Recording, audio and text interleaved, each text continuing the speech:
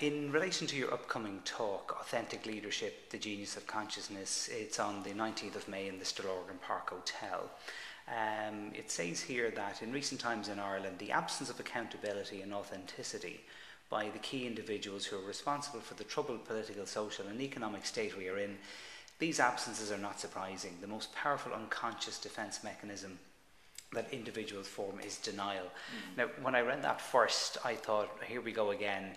This is another one. I know why the recession was caused and this is why it's caused.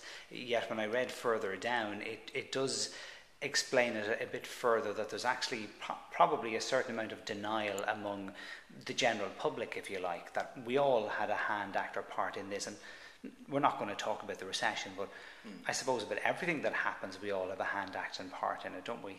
Yeah, I think what's important, no matter what role we have in life, we bring ourselves to it. And every one of us has a story. And when we begin to examine our story, we begin to discover many, many ways that we defended ourselves against threats. And the greatest threat that we encounter as children is rejection, criticism, judgment.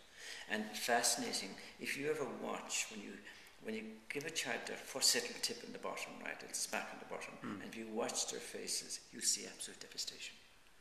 Because the violation comes as such a shock to them, because up to then they felt their presence was precious and sacred and totally unconditionally accepted, and suddenly the world falls apart. And once it falls apart, the child now has to find some way, some substitute defensive way to try and keep attention, because his presence is not enough anymore, so he now becomes the good boy.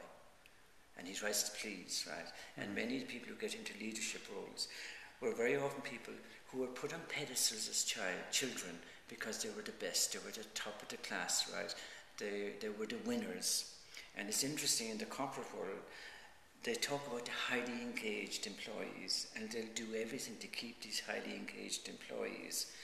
And they assume that these highly engaged employees are the most mature, but actually they can be the most dependent and the most fearful. And when things are going right for them, they'll work so hard and they're so dedicated, spelled D-E-A-D, by the way.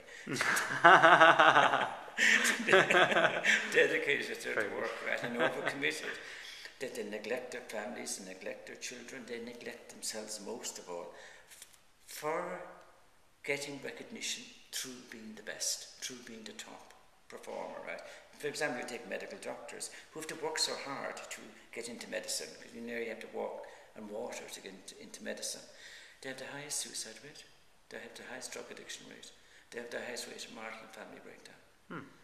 And they come in very often, not all of them, but a good percentage of them, with massive defences that they have to be the best and they should never fail. And many people in leadership roles dread failure because it means